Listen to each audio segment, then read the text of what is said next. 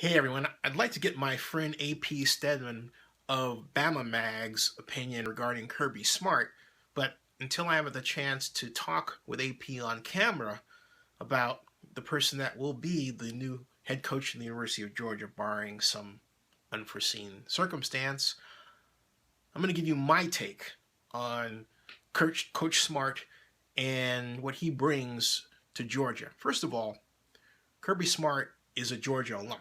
He graduated from the University of Georgia in 1999, and his coaching career has different stops, including Georgia and Valparaiso. But most notably,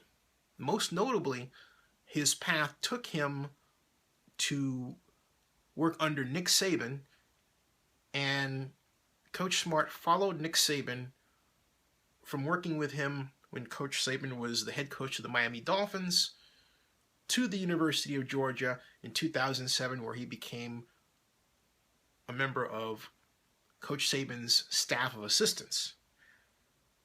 But he was elevated to defensive coordinator in 2008, and by 2009 won the Broyles Award as the best assistant coach in the country. What I've learned in reading about Coach Smart, listening to Coach Smart conduct interviews on video on YouTube, and reading documents about Coach Smart from a strategic perspective, because I'm a football strategy junkie, is he is cut from a Belichickian cloth. And I mean, doing a Patriots head coach, Bill Belichick. But when I say Belichickian cloth, I don't mean he runs around the sidelines wearing a hoodie. No. What I mean is he effectively studies his opponent and develops an accurate pattern of what that offensive opponent in this instance will do. So accurate that if there is a slight perturbation in the offense's approach, it completely screws up his game plan, and at times it's difficult to recover. You want an example? Ohio State, the BCS National Championship. What happened in that game, as Coach Smart reported, was the fact that Ohio State basically went through three quarterbacks during that preparation period and wound up with Cardale Jones, completely threw the team off. Why? Because Cardale Jones, to his players, was presented as a third string player. Now, Coach Smart discovered this, and here's where the analysis comes in. In the debriefing afterward, you hear some coaches say, well, we're just going to take this loss and we're not going to pay attention to it. That's not what Coach Smart does. Coach Smart goes back, and this comes from Coach Saban, and he analyzes why the loss occurred. In this instance, what he did was he interviewed every player on the Crimson Tide defense and asked them, what happened?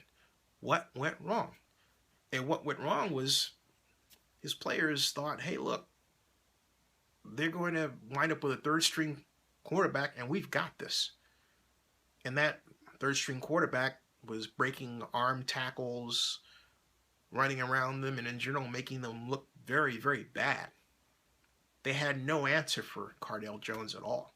They were completely stumped. But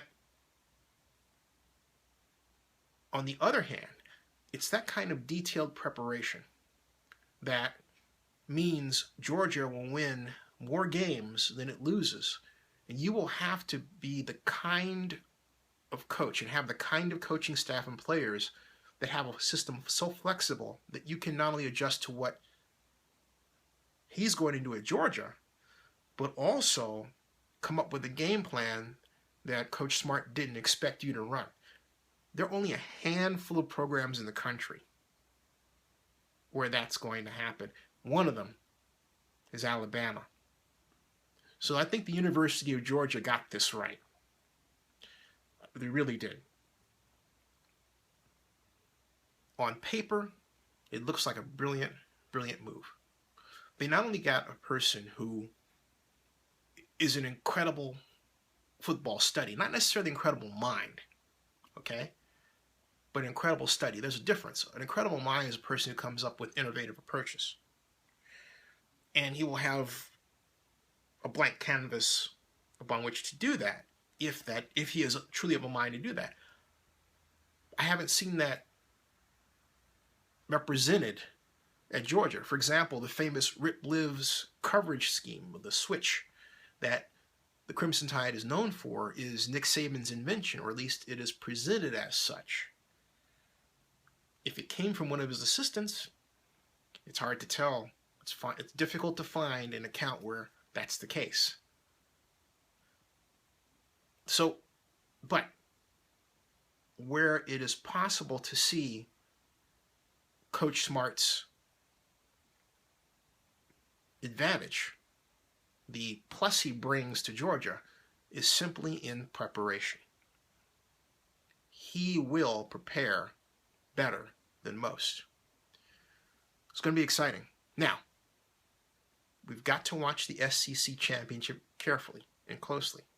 If Florida wins, well, there's going to be a lot of head scratching, a lot of questions asked. Let's see what happens.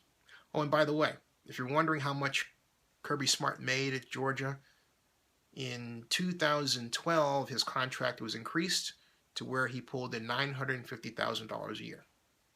Stay tuned.